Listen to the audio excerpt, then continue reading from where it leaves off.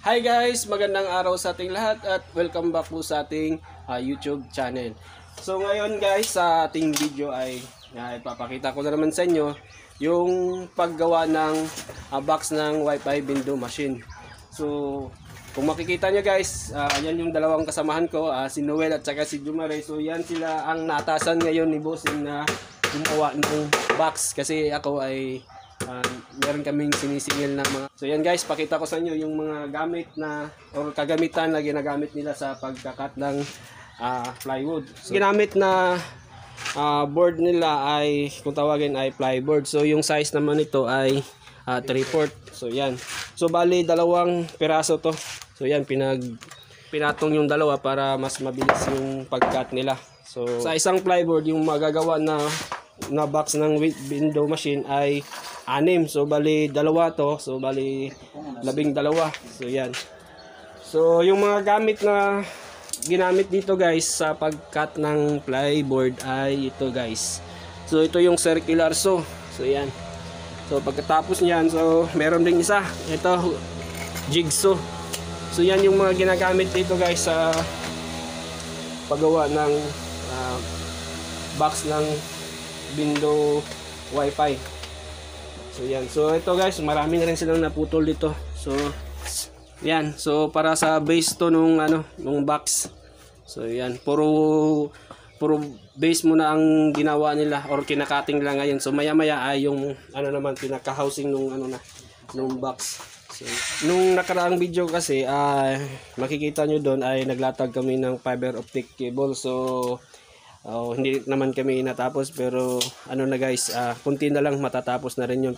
Kaya ngayon ay gumawa sila ng box para pag matapos to guys ay ilalagay namin dun sa mga bahay na gustong magpa-install ng Wi-Fi window machine. So yan guys, so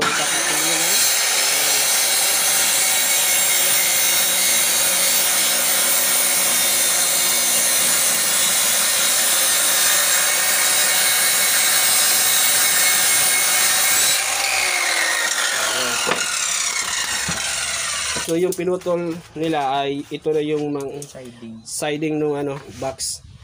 So yan. So ulitin ko guys, yung sa isang plyboard or isang plywood, yung magagawa nito na box ay nasa 6 na piraso. So dalawa to, kaya 12 lahat yung magagawa dito. So yan.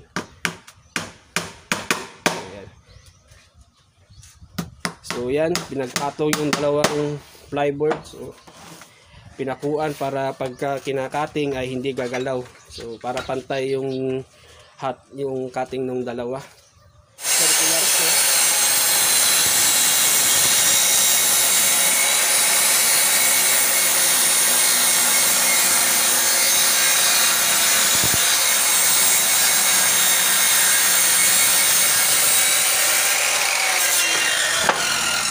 So ito yung kinating nila. So ito yung, so kunin muna natin. So yan. So ito yung kinating nila. So ito naman yung magiging pattern ng ating box. So yan. So ito yan guys, ganyan. So yan. So ito yung magiging pattern nila. So ito yung susundin. So tapos ito naman yung sa taas at saka sa baba. So yan. So ito guys, yan, bali 6 lahat yung putol sa isang plyboard. So 1, 2, 3, 4, 5, 6. So yan. So ngayon naman ay i-trace naman yung guys, yung pattern. Ayan. So yan, pinuporma nila. Yan. So pagkatapos niyang guhitan ng lapis ay yan, gagamit naman siya ng jigsaw para mabawas or maputol yung yung dapat itong tatanggalin. So yan. So yan guys, so ito yung tatanggalin. So yan. So next, yan. Bali 6 lahat yung lalagyan ng pattern kasi 6 pa yung putol ni Jumare. So yan. So guys, dahil mamaya pa tayo aalis, ayan, tutulong muna ako dito guys sa pagpuputol ng plyboard. So ayan.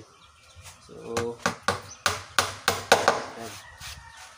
So iharap ko lang yung camera para mas makita. Ayan. So puputulin ko ni Jumare. So hawak muna tayo dito sa kabila.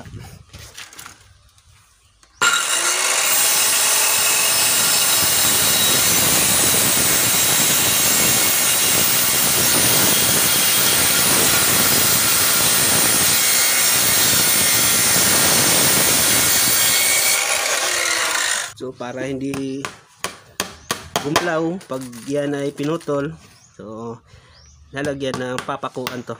So yan. So yan. Yan. So step by step lang tayo guys.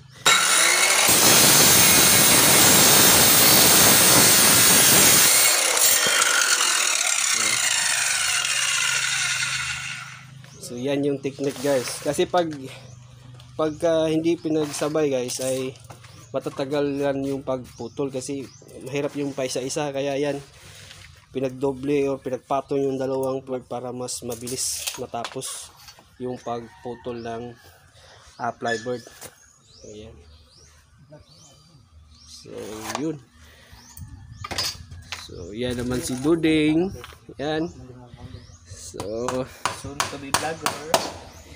Malapit na rin yan guys, magiging vlogger. So yan.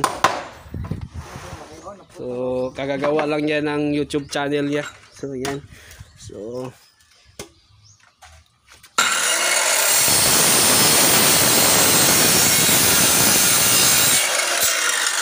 ito sa inyo yung sukat niya.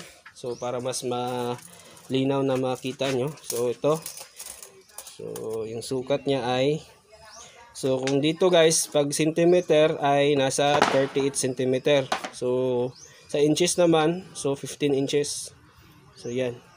So yung lapad naman niya guys, so yan. So yung lapad naman niya ay 23 cm. so 23 centimeter. So ito yung pinaka guys, yung pinaka housing nung box. So ito yung siding niya guys. So yan. So ito naman yung pinaka base niya. So yeah. Yung width niya ay nasa 20.5 cm. So yan.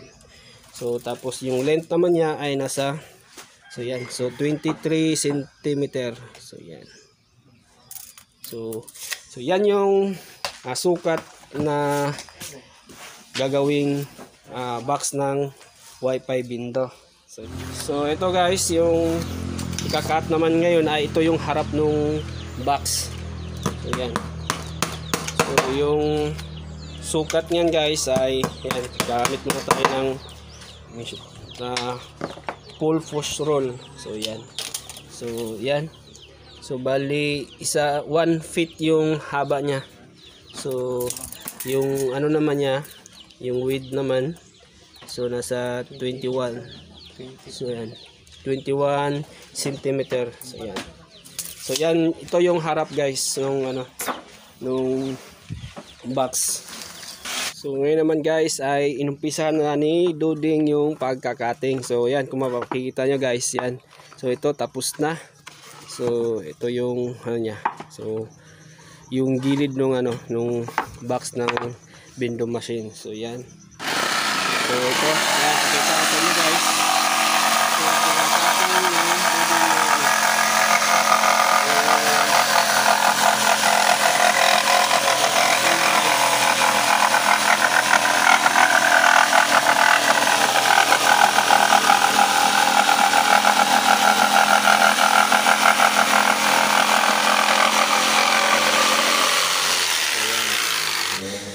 naman si Noel yan. So tinitrace naman niya yung natapos na guys. So yan. So ito yung tatanggalin o ikakat. So yan. So nandiyan naman.